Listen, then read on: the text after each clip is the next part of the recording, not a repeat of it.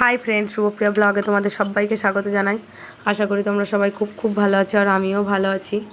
তো আজকে চলে এসেছি নতুন একটি ভিডিও নিয়ে তোমাদের সামনে। এখন ঘড়িতে বাজে 6:30 আর আমি সকাল সকাল ঘুম থেকে উঠে পড়েছি। আর এই দেখো, এখানে আমি দুধটা জালে বসিয়ে দিয়েছি আর অন্যদিকে ভাতটা চাপিয়ে দিচ্ছি। তো বাবু খেয়ে স্কুলে যাবে। আর এই দেখো, দুধটা হয়ে গেলে ওকে খাইয়ে দেব।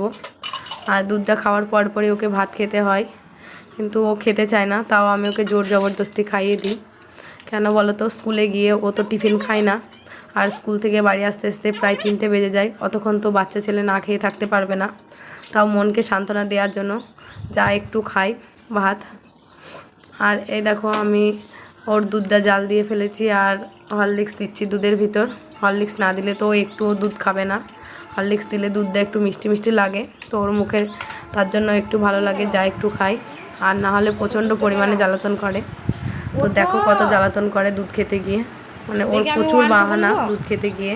তাড়াতাড়ি হয়ে যাবে। এক পড়ার জন্যে বাহানা আর এক খাওয়ার জন্য বাহানা ওর। এমনিতেই খেয়ে মানে নিবা। এই দুটো জিনিসই হচ্ছে ওর মেন সমস্যা, খাওয়া আর পড়া। খেয়ে নাও।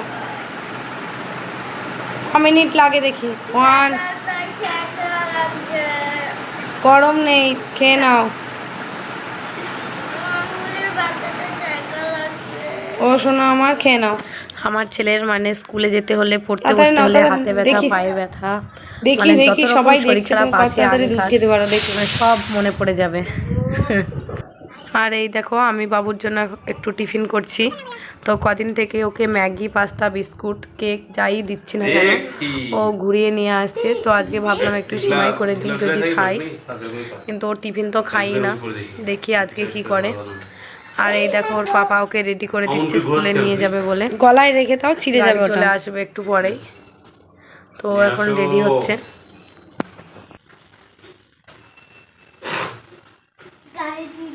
আগেই তুই জামাটা কি করেছিস, পরে দিলাম।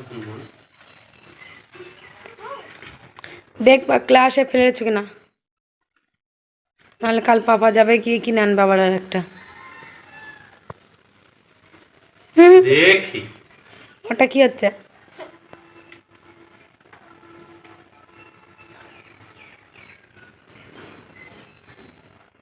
হচ্ছে নাকি? এই দেখো, বাবু এখন স্কুলে বেরিয়ে পড়েছে, ওর গাড়ি চলে এসেছে। তো ওর পাপা ওকে দিয়ে আসতে যাচ্ছে গাড়িতে উঠিয়ে। আর নিতে হবে, পরে নিব। এই দেখো, আমাদের বাড়ির সাইডে একটা পুকুর আছে, তোমাদেরকে আগে একদিন বলেছিলাম।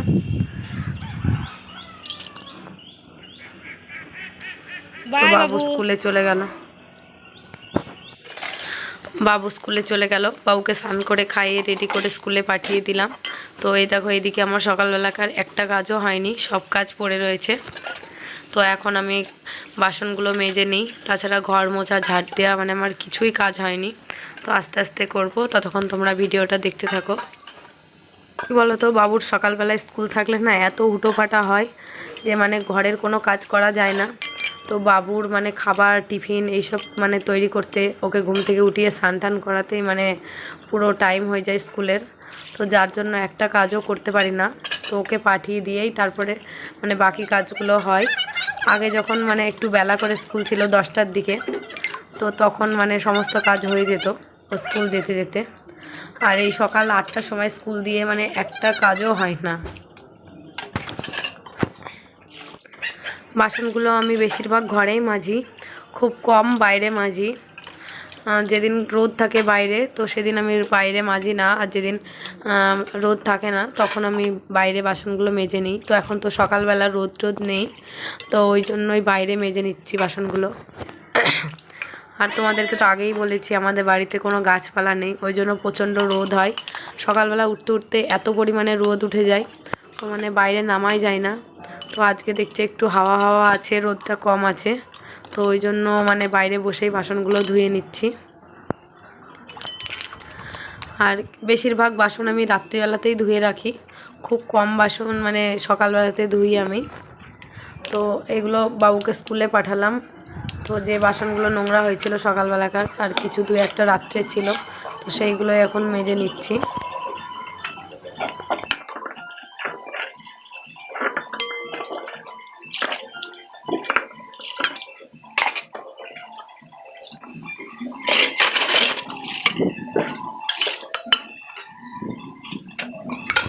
এই দেখো আমার বাসন মাজা, ঘর ঝাড় দেওয়া, মোছা সব কমপ্লিট হয়ে গেছে। তো আমি এখন চলে এসেছি, ওর জন্য খাবার তৈরি করছি। তোমাদেরকে তো আগেই বলেছি, ও সকালবেলা ঘুম থেকে উঠে দৌড়ে বাড়ি এসে করলার জুস খাই, তো ওটাই এখন বানাচ্ছি। তো চলো বানিয়ে নিই। তো আজকে ওর জন্য মানে সকালবেলায় কি কি খাবার করেছি দেখো। করলার জুস বানিয়েছি, আর একটা দুধ বানিয়েছি বাদাম টাদাম দিয়ে, কাজু কিশমিশ মিক্সিতে পেস্ট করে, আর এখানে আছে দই। তো চলো ওকে আগে খাবারটা দিয়ে আসি গা। মাছ তো খাবা না। আর এই দেখো মানে ও পুরো ব্যাগ ট্যাগ রেডি করে নিচ্ছে, আর বেশি দিন ছুটি নেই। তো দেখো ব্যাগ গোছাতে শুরু করে দিয়েছে, এই ছুটি হয়ে গেল, বাড়ি আসছে। আর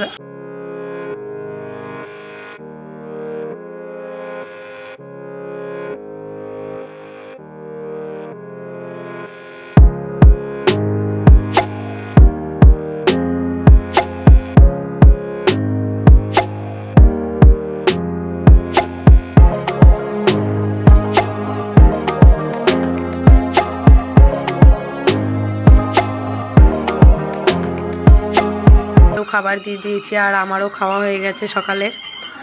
আর এখানে আমি উপরের ঘরগুলো পরিষ্কার করতে শুরু করে দিয়েছি এখন।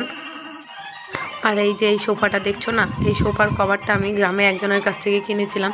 তো মানে কভারটা যে ভুল কি ঠিক আমি নিজেই জানি না, মানে কোনো দিক দিয়ে সোফার মানে সেটিংসে আসে না, কোনো রকমে লাগানো আছে।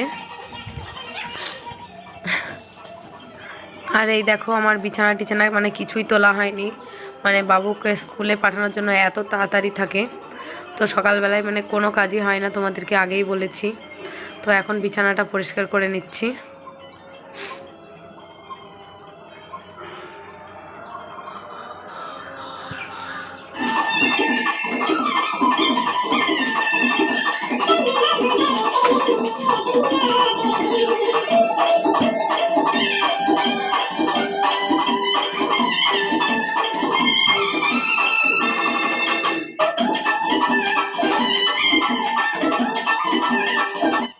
এই দেখো আমার বিছানাটা গোছানো কমপ্লিট হয়ে গেছে।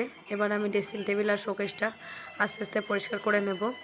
আর দেখো কেমন ধুলো পড়েছে, প্রচণ্ড পরিমাণে ধুলো পড়ে। আর আমাকে একটা বোন কমেন্ট করেছিল যে দিদিভাই তোমার ড্রেসিং টেবিল ট্যুরের ভিডিওটা দিও। তো আমি ড্রেসিং টেবিল ট্যুরের ভিডিওটা দেবো, এখন আমি সময় পাচ্ছি না, তো কিছুদিন পরে দেব। আর ড্রেসিং টেবিলেরও ভিডিও দেবো, আমার হোম ট্যুরেরও ভিডিও দেবো, তো তখন তোমরা দেখে নিও। এই দেখো আমার ঘর মোছা পরিষ্কার করা কমপ্লিট হয়ে গেছে, আর আমি ছাদে চলে এসেছি এই জলের ড্রামটা রোদে দিতে, তো আর এই আচারটা রোদে দিতে। কি বলো তো, জলের ড্রামটা না পরিষ্কার করেছি, তো প্রচণ্ড পরিমাণে সার্ফের গন্ধ আসছে, তো ওই জন্য ওটাকে ভাবলাম রোদে দিই, তাহলে হয়তো জলে আর গন্ধ আসবে না।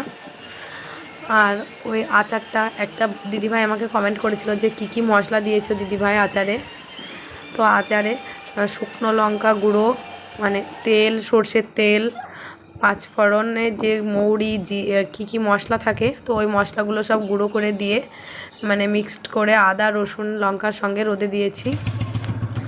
আর এই দেখো আমরা এখন ডাক্তারখানায় যাব, মানে আমার কানে একটা পোকা ঢুকেছে, তো প্রচণ্ড মানে অসুবিধা হচ্ছে, তো তার জন্য এখন ডাক্তারের কাছে যাচ্ছি। আগে বহরমপুরে দেখিয়ে এসেছিলাম, তো উনি ওষুধ দিয়েছেন, ওটা খেয়েছি। রোজ রোজ তো বহরমপুর যাওয়া সম্ভব নয়, তাই কাছে একটা গ্রামে ডাক্তারের কাছে আসলাম, উনিও কানেরই ডাক্তার। তো দেখো তখন ডাক্তারখানা থেকে আসার পর আর কোনো ভিডিও দেওয়া হয়নি, কারণ ডাক্তারখানা থেকে বাড়ি আসতে আসতে পুরো 1টা বেজে গিয়েছে। আর স্নান টান করে খাবার টাবার খেয়ে পুরো শুয়ে পড়েছিলাম। আমি কেন জানি না ডাক্তারখানা থেকে এসে হঠাৎ করে আমার খুব জ্বর চলে আসলো, আমি উঠতেই পারছি না। তো একটু আগে ওষুধ এনে দিল, আমি খেলাম, খেয়ে একটু শরীরটা সুস্থ লাগছে, আর তোমাদের সঙ্গে কথা বলতে চলে এলাম। কী বলো তো, কিছুদিন আগে মানে রাত্রিবেলা ঘুমিয়েছিলাম, আর আমার কানের মধ্যে হঠাৎ করে একটা পোকা ঢুকে যায় অনেক রাতে, তো আমি সেটা বার করার চেষ্টা করি, বার হয় না, তো ওটা থেকে রক্ত বেরিয়ে যায়, তো এত পরিমাণে রক্ত বার হয়, তো আমাকে ভোরবেলাতেই মানে ডাক্তারখানায় যেতে হয়। তো ওখানে হসপিটালে গেলাম। কী হলো? টুকু পেলে আসো, যা মুখ ধুয়ে আসলো। তো ভোরবেলায় ডাক্তারখানায় গেলাম। তো ওখান থেকে বললো যে বহরমপুর চলে যেতে। বহরমপুর কানের ডাক্তারের কাছে গেলাম। তো উনি দেখলেন, দিয়ে মানে পোকাটা বার করে দিলেন। আর যেই বার করলেন আর প্রচণ্ড পরিমাণে রক্ত বার হচ্ছিলো। তখন উনি ওষুধ দিয়ে দিলেন। তো ওটা বন্ধ হয়ে গেল। ভেতরে যে রক্তটা ছিল আবার জমাট হয়ে গেল। তার জন্য গ্রামে ডাক্তারের কাছেই গিয়েছিলাম। প্রতিদিন তো বহরমপুর যাওয়া সম্ভব না, অনেকটা দূর আমাদের বাড়ি থেকে বহরমপুর। ওনার কাছে দেখাতে গিয়েছিলাম। কানটা পরিষ্কার করে দিলেন আর বললেন যে আর কোনো অসুবিধা নেই।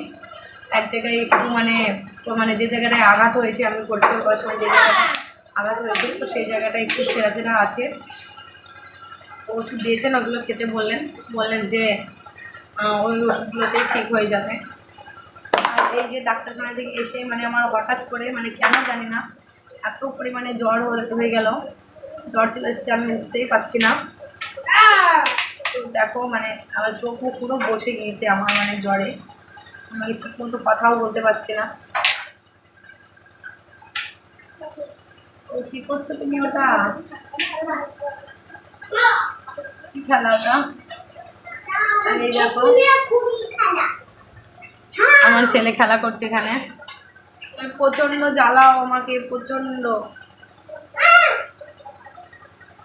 তো আমার ভিডিওটি এখানেই শেষ করছি। আজকে আর নতুন কোনো ভিডিও দিতে পারলাম না শরীর খারাপের জন্য। দেখা হবে অন্য কোনো ভিডিওতে। যদি আমার ভিডিও ভালো লাগে অবশ্যই লাইক কমেন্ট শেয়ার করো। আর চ্যানেলটিকে যারা সাবস্ক্রাইব করো আমার ভিডিও দেখছো প্লিজ সাবস্ক্রাইব করে দিও।